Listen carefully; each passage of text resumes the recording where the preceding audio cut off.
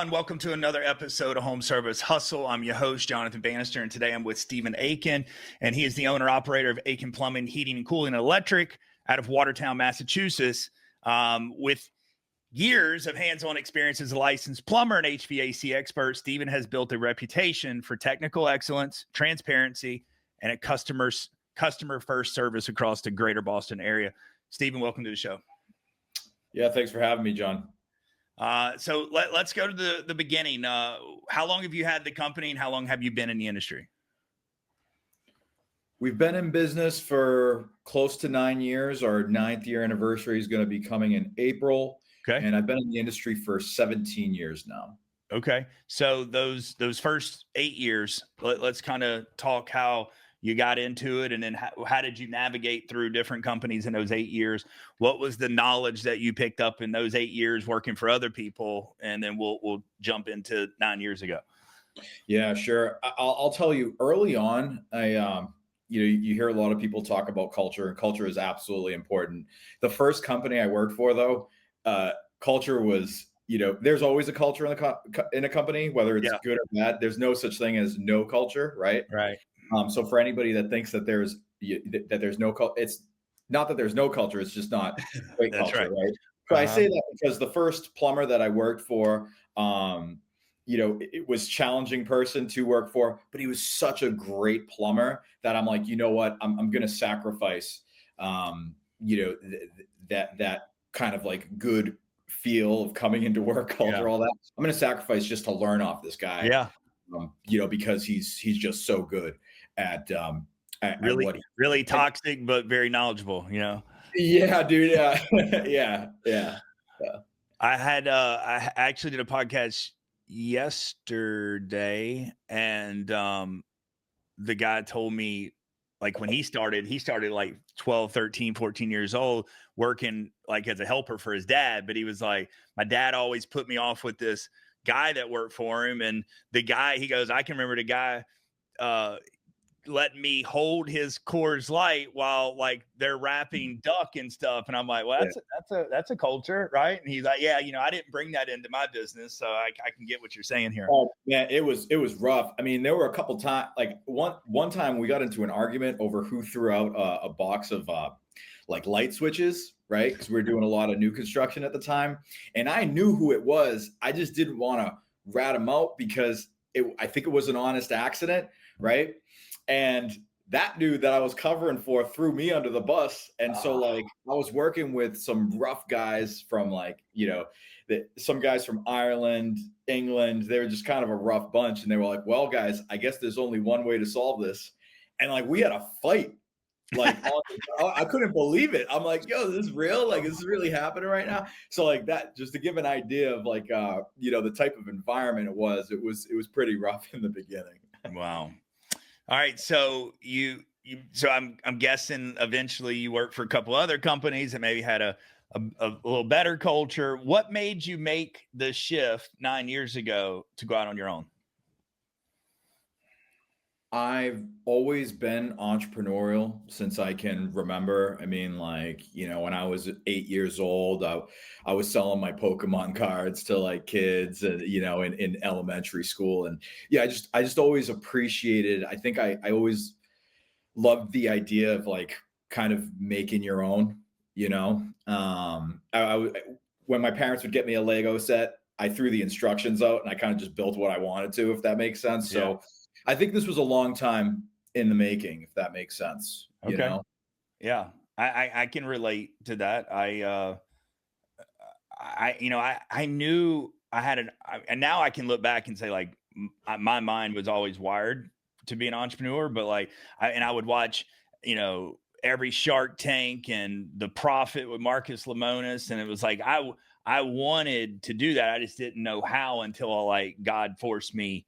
Like I was a police officer, and then he was like, all right, we're going to take a change of direction here. And next thing you know, like I was doing digital marketing and was out on my own. Right. But once I got a taste of it, I was like, my wife has always told me, she's like, you were the worst employee ever. And because like I would see things that were wrong. I would be like, why do this, this, and this? If you did this step and cut this out, it would go faster and better. Like I just saw things on efficiency, and I didn't know what the word efficiency even meant, but I just would ask questions, and they would go, "Just sit down and shut up and go do what you're told." And I'm like, "But that's stupid. This is dumb. This doesn't make sense." And then they'd be like, "Well, why don't you just go find another job?" Right? And now I know I apply that in my company today. I'm always obsessing over like, how do we get better results faster? How do we, get the best people in here to move the needle more without having all this fat, excess of fat that we don't need on the overhead expenses. So yeah, I can definitely relate with that. All right. So you started the business. Talk to the people out there. Like, what was that like? What was year one like getting started?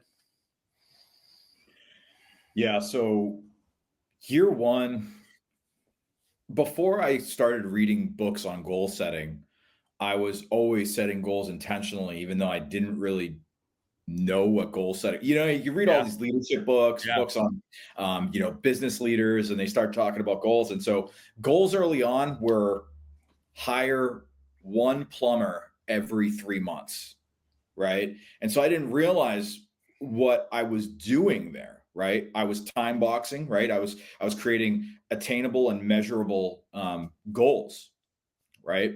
And so that was what it was early on from a hiring standpoint. And I was kind of just tapping into my community there, right? Talking to friends, letting people know. I think that's one thing that a lot of businesses don't do. They don't let people know what they're doing, right? You're a marketing guy. You probably see it all the time, Mhm. right? I have a family member who recently started a baking business, right? And I go, you know what you should do? You should go through your phone and message every single person that's in that like contact list of yours, people that you've met at events or friends you've made over the years, people you haven't talked to, friends, family, whatever. How many contacts do you have in your phone? She's like, a few hundred. I'm like, that's a few hundred people that you could just send a message to, let them know about your new business. And to kind of segue into my next point on the early on here, man, marketing was kind of tough. There was a lot of people that I just kind of shelled money to, and the money just disappeared, right? So I tested things out. I wasn't afraid of testing things, finding things that worked, finding what didn't work, making note of that, doing more of what worked, right? And that's pretty much what I'm still doing to this day. I love it. How long did it take you to kind of find your way, right? Like from the operation side, the marketing side, like when did you really feel like I've got control of this ship? What year was that? Bro, I don't think if anyone ever told you it was this day, it's Yeah. like that, especially in this new tech age. Well, we've been in a tech age for a while, but things are evolving a lot faster now. So Yeah. I think the moment that you feel like you're settling in, like you've arrived, is Yeah. And probably such. the moment you're in trouble. Yeah. So I don't know if I necessarily, ever felt that way, because I'm constantly working on evolving, constantly innovating. What does that look like in our industry? I ask myself that question. What does innovation look like in the home services space? And I think things like asking questions like that kind of force you to reflect and go a little deeper. So I'm Yeah. still on that journey, man. Okay. What about when you started? Was it heating, cooling, plumbing, electrical out the gate, or was it one service or two? Good question. It was plumbing really at Okay. first, and then plumbing and heating. Like, most of my experience was in plumbing. Okay. Um, Tacked heating on. We kind of just tackled that, figured that out as we were going.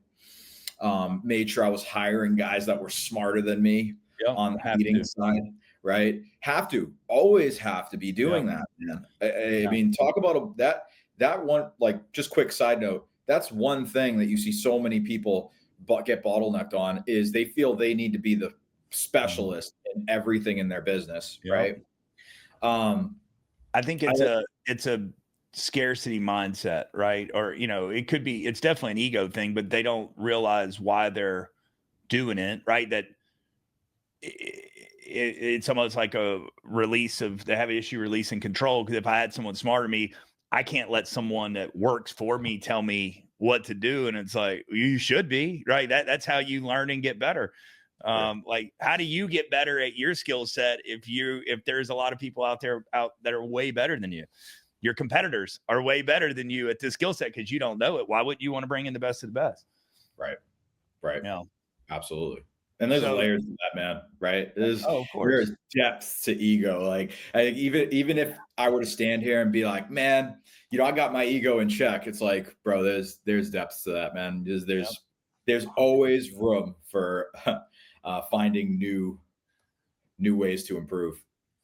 So, how do you feel that you've got a strong reputation in leadership and innovation, right? But how have these values shaped the way that you run your company today? That's a good question.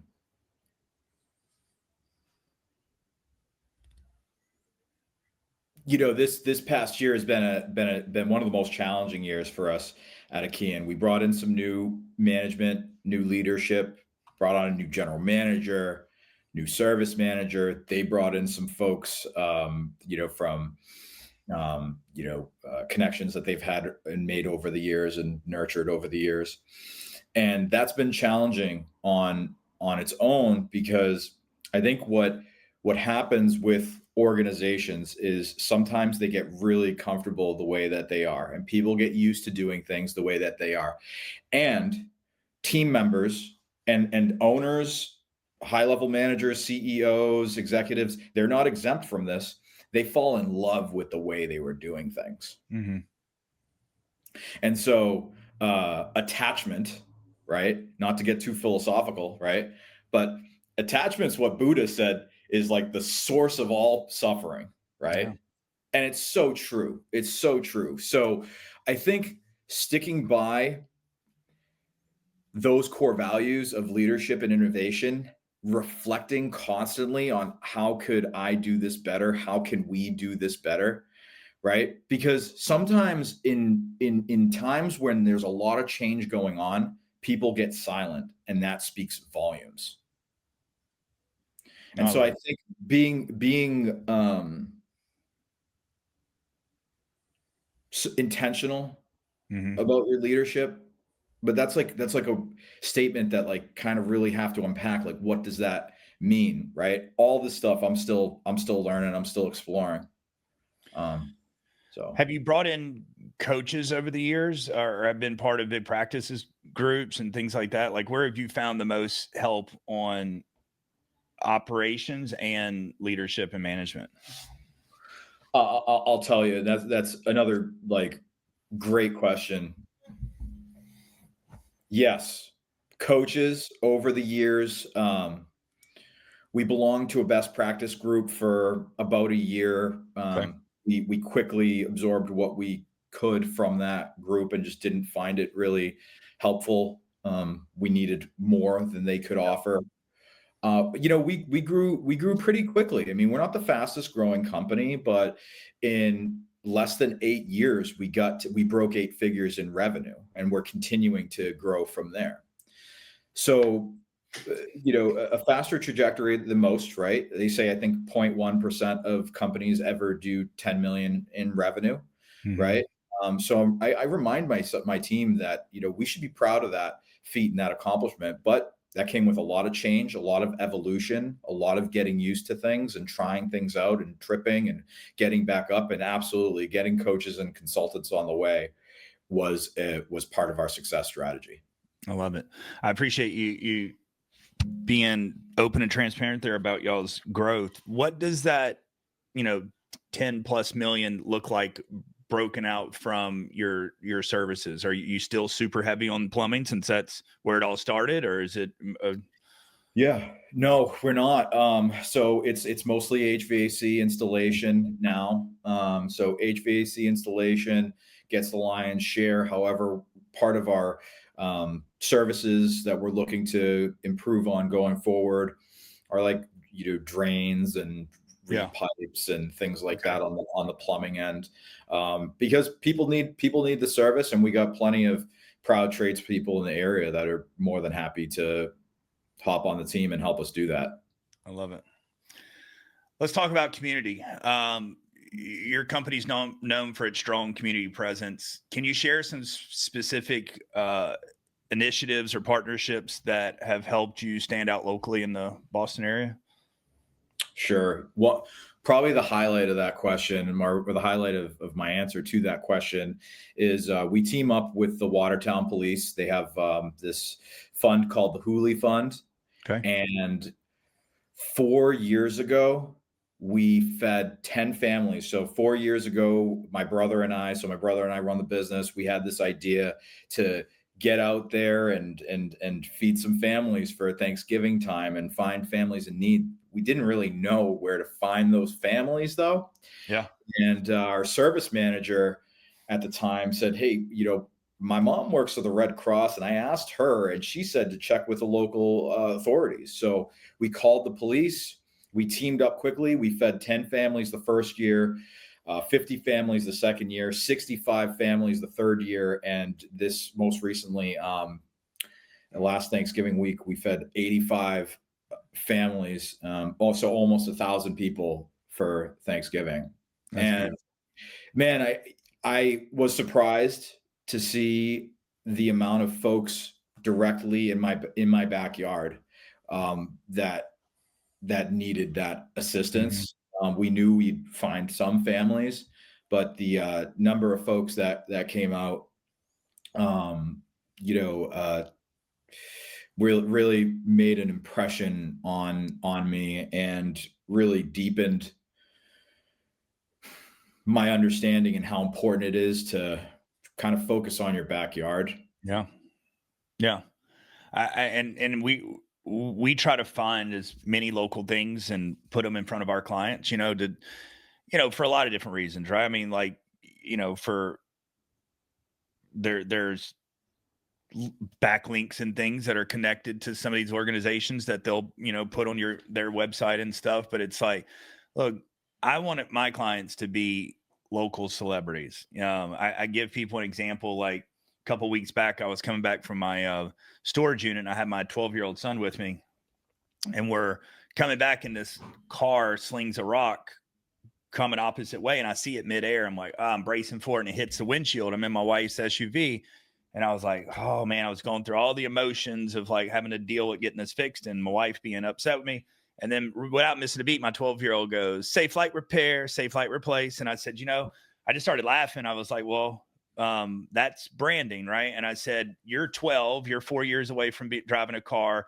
We've never used Safe Flight before, but they have stuck that in your head. I said, that's what we're trying to do for our local clients, because when you take care of the community, when you get out there and truly get your name out there and give back, look, it could be as you know impactful for what you're doing, feeding families that way. And you could go rent a food truck and stick it into a neighborhood and feed the community that way as well. Like Yeah. it's you got to you've got to let people find some way to think of you first when they get in that fight or flight moment. And I think too many companies are stuck in this, I only want to be there where the people who have a problem today. And it's like, that's cool, but that's a very small slither of the market, and demand plays a big role in that. And it's like, Yeah. be where those people need help, but focus on the 95% of the pie that doesn't have a problem today, but owns a home, lives in your backyard, because they are going to have a problem. It's not a matter of if, it's when, and some of those things are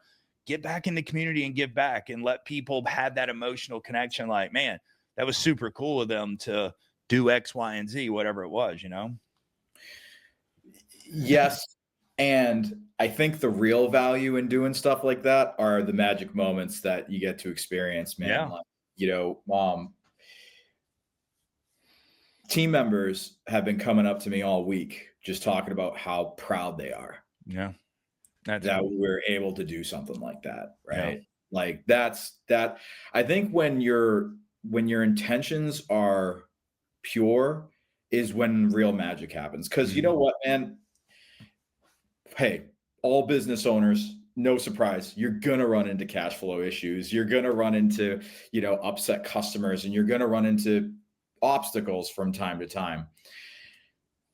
I do believe though that when you're just being a good person, when you're focused on that, right? Like strategy, all that stuff, absolutely that is part of it, right? Mhm. These other parts are just be good people, Yep. right? And yeah, that you're right in what you're saying. It's really cool to make that impression on, the market. And I think even more so, it's really cool to just participate in your community. I mean, and look what that did from, the team members coming up, you saying that. It's like that made such an impact to them. And now they know where they want to be, and a couple extra dollars may not get them wanting to leave, right? Like they see who they work for, and that's the culture that they want to be in. And then don't think that those guys aren't going to be in conversation with the buddy that's working somewhere else and going like, let me tell you what we did recently, and like, well, I want to come there. So it's a lot of things that happen when that magic happens like that, so it's super cool. Transparency, it's a key value in your business, that you had mentioned. So how do you ensure this is reflected in your company culture and customer interactions? Communication is one of our core values. If anything, people say we over communicate here. Um, and I think that when you're, going back to the word intentional, when you're intentional, the core values that you set, right? They're guiding lights, right? For your business and the people that make that business, that create Mhm. that ecosystem. And we were actually talking about transparency, this morning, right, during our service meeting. So I think meetings are important. You don't want to have too many of them. You also don't want to have too little of them. Meetings are something that when we only had 3 people in the company, including myself, we had some form of a weekly meeting, and that's evolved over the years. So it's not just putting the core values up on the wall. It's talking about them. It's bringing them into the conversation, maybe doing a workshop around them from time to time, and most importantly, in those recurring meetings, making sure that you're asking questions that are thought provoking around them. How often do y'all train? Boy, often. I mean, we meet weekly with every department. Okay. So there's an install meeting every week. There's a service meeting every week. There's a sales meeting every week. There's a management meeting every week. The CSRs get trained every week. In those meetings, we have mini trainings. Okay. And dude, I'll tell you what, man. If people want to take one takeaway from this, get the book Seven Habits of Highly Effective People. That book is rooted in just values based living, right? Having belief, having values, and bringing that to not only your business but to your personal life. I say that because one of the habits is sharpen the saw, Mhm. Yep. and that's what training is, man. Yeah. Um, what what about like role playing? Like, how important is role playing? How has that impacted y'all's, you know, skills getting better and sharper?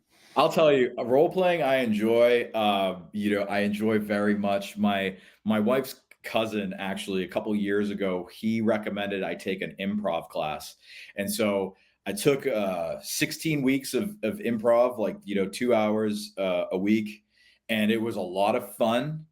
It's really uncomfortable, and so I incorporated some of those into the exercises that we do. So yeah, role playing is so important. You see a lot of companies, they only role play like objection handling Yeah. from client to technician or salesperson.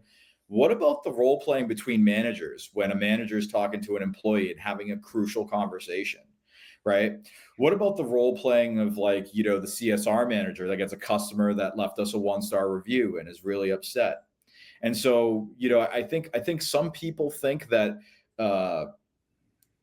that's kind of like weird to do, but I think like, hey, let's get an opportunity to up level so that we can better serve everyone that our business is going to impact. It's not only our customers, our employees, but it's their friends and family members too. I mean, there's a ripple effect, right?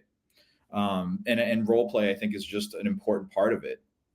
I love it. I think Bruce, that was a gold nugget that you just dropped right there. And I could see it in my head so many times that you may have a strong manager that knows KPIs and can hit numbers and can move the needle, but if that person's communication has been learned through other businesses that had poor culture or something, like that's something that needs to be trained and worked on. But it goes all the way down to the CSRs and everything else. Like, how is that simple communication taking place either between manager and employee, the staff member with a customer, right? Because you're right. I think so many companies do just focus on the objection handling part.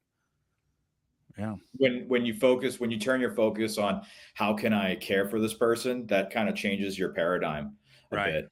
One time, when I was running sales calls in the business a couple of years ago, I had an interaction with a client, and before I even got to the pricing, I was going over some scope. It was a pretty big job that he wanted to do. So we're not talking about a furnace replacement. We're talking about, like, he wants to remove the oil system, install a natural gas line to the house, like install a new central air system, new ductwork, quite the job. And so I'm going over a few things, and I could kind of tell that something was up, right? Like, you can feel that with people sometimes. Okay. Yeah. And dude, in his basement, he goes, "Get out." And I was like, "Excuse me?" He's like, "Get out of my house." And I'm just like a little surprised. I just had shared some scope items with him, and it upset him. And he's leading me to the door, so we go up the stairs, and he's walking me towards the front door, and I just stop at the door, and I turn to him and I say, "Hey man, are you okay right now?" And he fucking breaks down, dude. And he's like, "Dude, I'm just going through a really hard time now. My wife left me last week, took the kids. Like, I'm in this house by myself. Like, I need to get this project done because winter's coming." And I was just like, I totally felt for the guy. And he apologized. He's like, "Can you give me 5 minutes and let's start over?" Absolutely. I went outside, came back in. He may have smoked a joint. I don't know, but by the smell of it, he might have used that to calm him down a bit. And we went through the call. But I say that because, like, when you have those meetings, you have those role plays, that's a lesson learned. Yeah. That's not a situation that comes up every week, every month, every year. Even I don't think I've ever heard of that happening, again, since Yeah. that had happened. And I could have just walked out. Yeah. Persevering is one of our core values. And so that means sticking in there. Yeah. Right. And I stuck in there. And when I came back in, him and I had a really great conversation. I think he just kind of needed someone to talk to at the time. And yeah, so just going back to taking care of people. Yeah. I love it. Yeah. I saw a video just this past weekend. It was a police officer pulled this girl over, and he was like, I clocked you doing like 60 and a 40 or something, but she just had this real bad attitude, and so many times I've been a cop, right? So, you can fire back that same energy that's coming at you. And this cop was like, "Hey, like, are you okay? Like, why are you speaking to me that way?"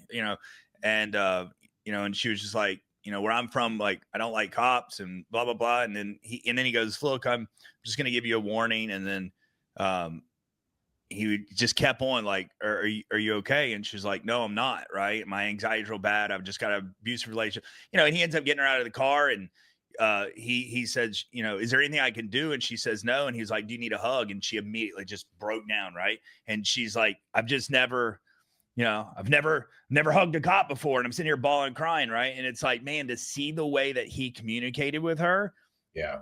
it changed the whole scenario. Could have went completely different, and I just don't think enough people are trained to have that communication and to to find out what is the real problem with this person. Do they just need a friend, or are they going through something, or did you piss them off, right? So, Yeah. all right, let's well, the last thing I want to talk about is marketing. I know you said over the years you had to go through some, the struggle bus of marketing. What are some things, clearly y'all hit the 8-figure mark. What are y'all doing that's been really successful for you guys? Is it direct mail? What are y'all doing on branding? Is it billboards, radio, TV on the big brand, or obviously digital a big part of that, or like give some advice here of what people shouldn't do and may want to look into. So one thing that we have up is we have a whiteboard up in the office. We just started doing this 3 months ago, and we have all of our different spends on marketing. We have our budget for the month, and then we have what our spend has been for the month. And that allows, and then at the bottom, we have a percentage of that total marketing spend compared to revenue so far, right? So that helps the whole office see, right? And this is where communication's key. You know how many service techs have come in and seen that board and they go, holy shit, we've spent $50,000 on marketing. Right. Yeah, man. Absolutely. And we're going to spend more, right? So our blend's a mix of PPC, SEO, social. We started doing TV in September, broadcast. Okay.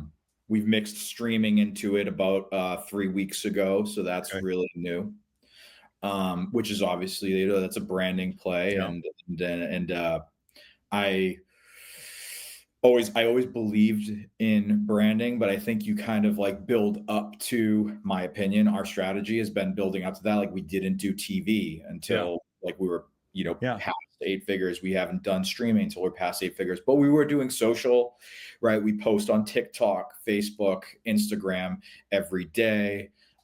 We're active on our Google GBP or whatever that's called now. Yeah. So that's the meat and potatoes of it. And I think what you just said is pretty accurate and standard across most companies. Like no one starts out unless they have big investments out the gate and have done it before, had a strategist or an advisor there to say, no, look, we're going to come out the gate and we're going to go heavy on branding, because we know the stronger the brand is, the less we spend on lead generation down the road. Yeah. But without that, most 99% of the companies that start out, they don't have those deep pockets to go do that. And this is what I talk about. I call it a digital heroin. And unfortunately, it's people get hooked on the digital heroin.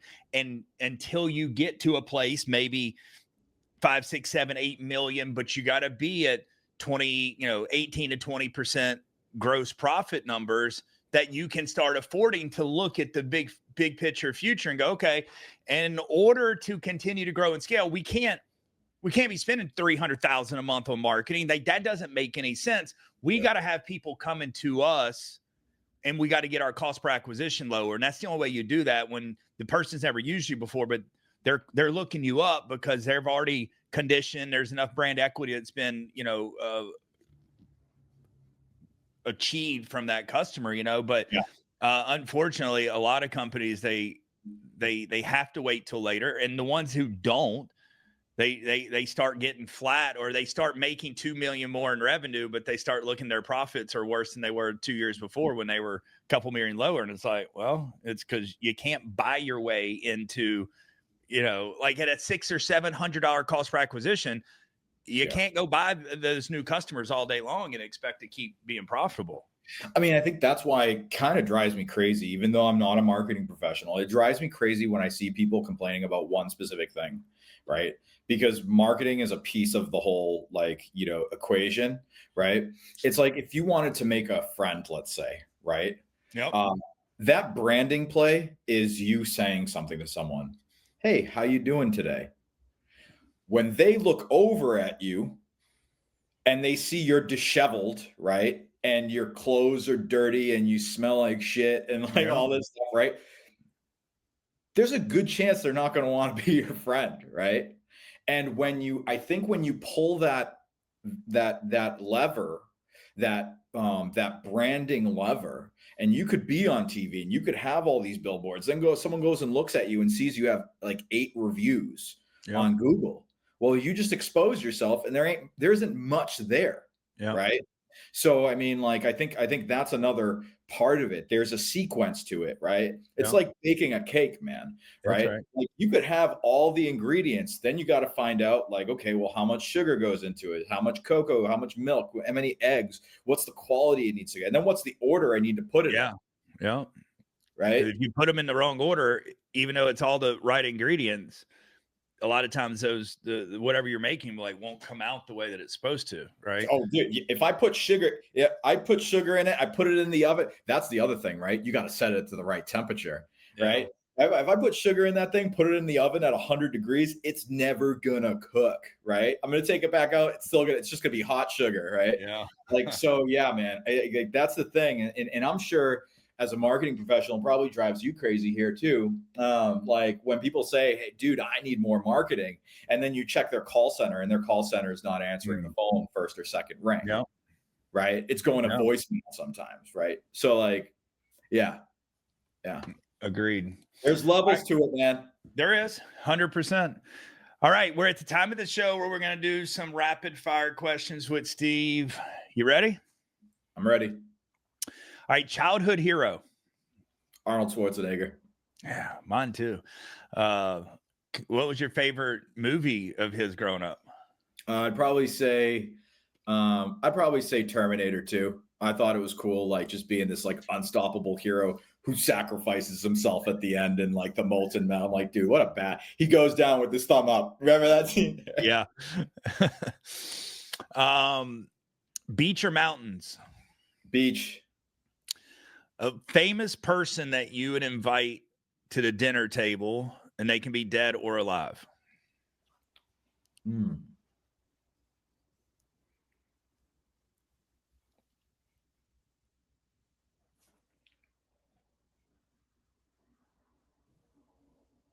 Man, I'd probably have to say either go back to Schwarzenegger or Phil Jackson. Okay. The coach for the Big Bulls basketball fan? and the Lakers. I'm not a big basketball fan. I'm not a big sports guy, but I appreciate the level of commitment that those guys have to really endure, to reach that level of success. Have you watched a documentary on Netflix on the like that, the whole Bulls? I did a while ago, and then if you do some like research into Phil Jackson, he's a pretty interesting guy. How he mixed like meditation into his coaching practice. I found that super interesting. The things that he got the guys, like the team building stuff that he built there. Yeah. What's the most adventurous thing you've ever done? When I was in high school, I spent 7 days camping in the Amazon rainforest in Peru. How old were you? That was nuts. I was like 14 or 15 years old. Wow. The way we got the opportunity, my stepdad was a field biologist for Lesley University, so I got to go down with my mom, my brother, some of his students, and it was a wild trip. That sounds awesome. It was awesome. If you had to make a sudden career change tomorrow, what would it be?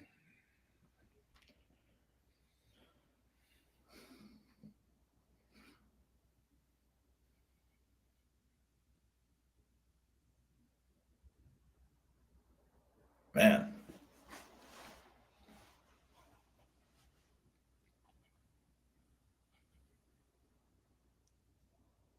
This is a man that loves what he does. This is a hard question for him because he enjoys where he's at. Yeah. I guess if I had to make a career change, it would be something in the AI space so that I can learn how humans can work alongside AI and focus on that part of it. Yeah. And the last question, while we're talking about AI, is what is Steve's belief on aliens? On aliens. Okay, Joe Rogan. My belief on aliens, dude, I think that the universe is so vast Yeah. that how could it possibly be that we'd be, the only, intelligent, and I do intelligent like that because I think it's there's a lot of humans out there that, really don't display like, such a high level of Yeah. intelligence. You know, right. So to answer your question, I feel there's the same way, right? Like it's so big, and I just go, God is so good, but like, did he only pick that one blue ball? And there's like people that eat Tide Pods, and they go, he's like, this is the only place I'm going to put these people on. Like, I just don't I have a hard time believing that, but that's just me.